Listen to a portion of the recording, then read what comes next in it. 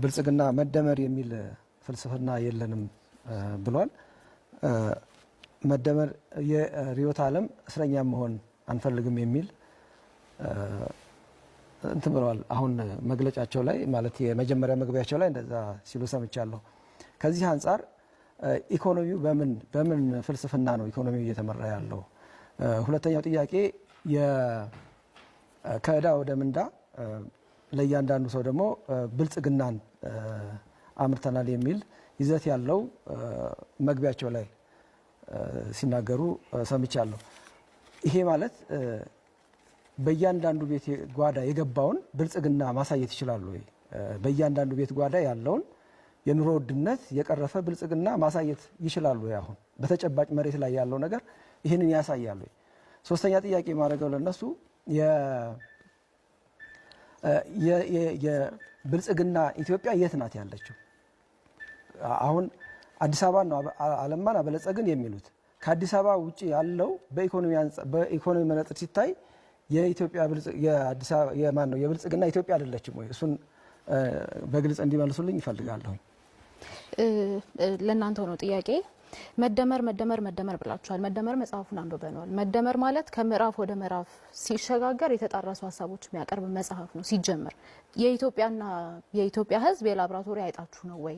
ኢትዮጵያስ የእናንተ ቤተ ሙከራ ናት ወይ የሚለውን እንድትመልሱልን እንፈልጋለን። ሀገረ መንግስት ጋርም ሀገረ መንግስት ምን እንደሆነ የምታውቁ አይመስለንም፣ በተግባራችሁ ተደጋጋሚ ስላረጋገጻችሁት። ወጣትም ስለወጣት ትጠቅሳላችሁ። ለወጣቱ የስራ ዕድል የወጣት ሀገር አድርገናታል። ስለ የትኛው ወጣት ነው የምታወሩት? በጦርነት ስላስገደላችሁት እያስገደላችሁ ስላላችሁት ወጣት ነው የምታወሩት? እሱንም ክሊር አድርጉልን። ምክንያቱም ባለፉት አመታት ለጦርነት የዋለው ገንዘብ እንኳን ሲተመን አሁን ህዝብ ዳቦና የቤት ኪራይ መክፈል አቅቶ የሚያኖር ሀገር አይደለም መኖር የነበረባት። በቢሊዮን የሚቆጠር ዶላር ነው ለጦርነት ያዋላችሁትና ስለ የትኛው ወጣት ነው የምታወሩት? ስለ ልዩ አጋርነትም አናነሳም ብላችኋል። አሁን ያሉ ባለሀብቶቻችሁ ስርዓት ሲቀየር ይኖራሉ ወይ? ትክክለኛ የሀብት ባለሀብት ናቸው ወይ የሚለውን እንድታነሱልን እንፈልጋለን።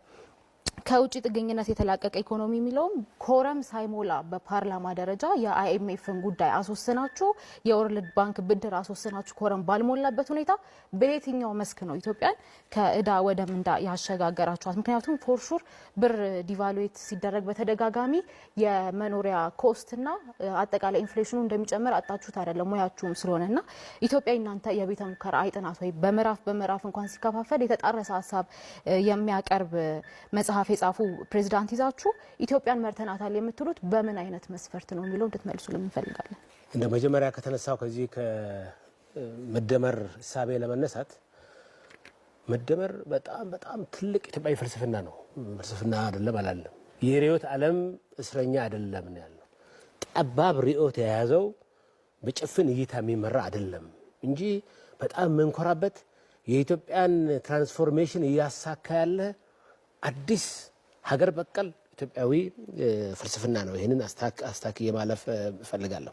ለማን ጠቀመ? የት ቤት ገባ ላላችሁት የኢትዮጵያ 30 ሚሊዮን የሚሆን የቡና ዘርፍ ላይ ሰማራውን ኢትዮጵያዊ ጠይቁ።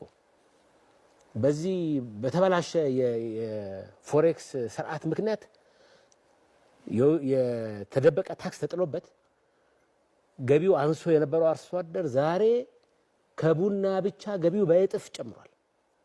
አርብቶ አደሩ የቀንድ ከብቱን ሽጦ ስጋ ሽጦ ገቢው ሲግኒፊካንትሊ ጨምሯል። ይሄንን ነው ሪፎርሙ ያስተካከለው። እህቴ ዶክተር ራሄል ቅድም አድሚት አድርጓል እኮ ቀበሌ ወርዷል እኮ አሉ። ኮሪደሩ ቀበሌ ከወረደ ታዲያ እዛ ቀበሌ ወርዶ የሰራው ማን ነው? እዛ ቀበሌ ላይ ያለው ወጣት አይደለም ይሄን ስራ የሚሰራው?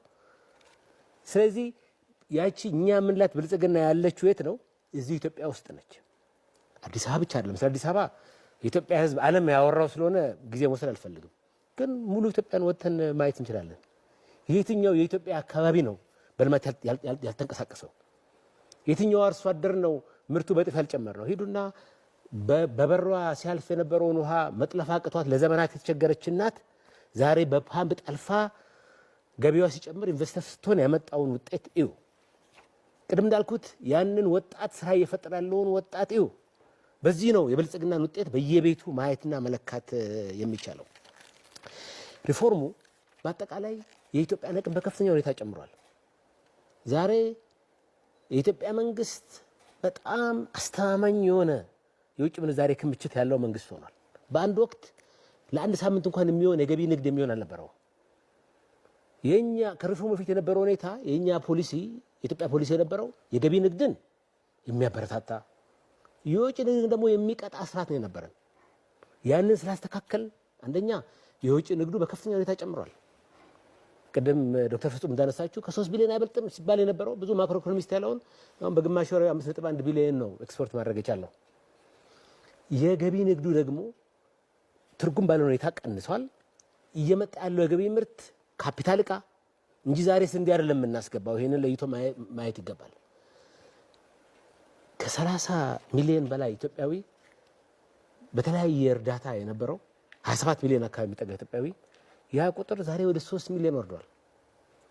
ያንን ኢትዮጵያዊ በየቤቱ ሂዱና ጠይቁ። ምን ይዞልህ መጣ ብልጽግና? ኩራቱ ስንዴ ከሚሰፈርለት ይልቅ ራሱ አምርቶ ያንን እሸት ይዞ ይሄንን የብልጽግና የትብብር መንፈስ የሆነውን የስንዴ ነዶ ይዞ የደስታ ሲቃ የተናነቀውን አርሶ አደር መጠየቅ ነው።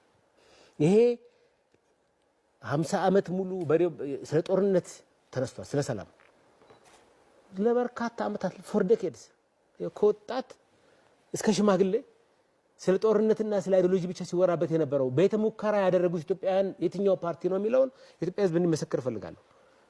ብልጽግናማ የልማት ስኬት ነው ያደረጋት ኢትዮጵያን። ቤተ ሙከራ አድርጎ በጦርነት አባዜ ውስጥ ኢትዮጵያን ሲያሽ የቆየው ማን ነው? ዛሬም የጦርነት ፕሮፓጋንዳ የሚነዛው ማን ነው የሚለው ማየት ነው።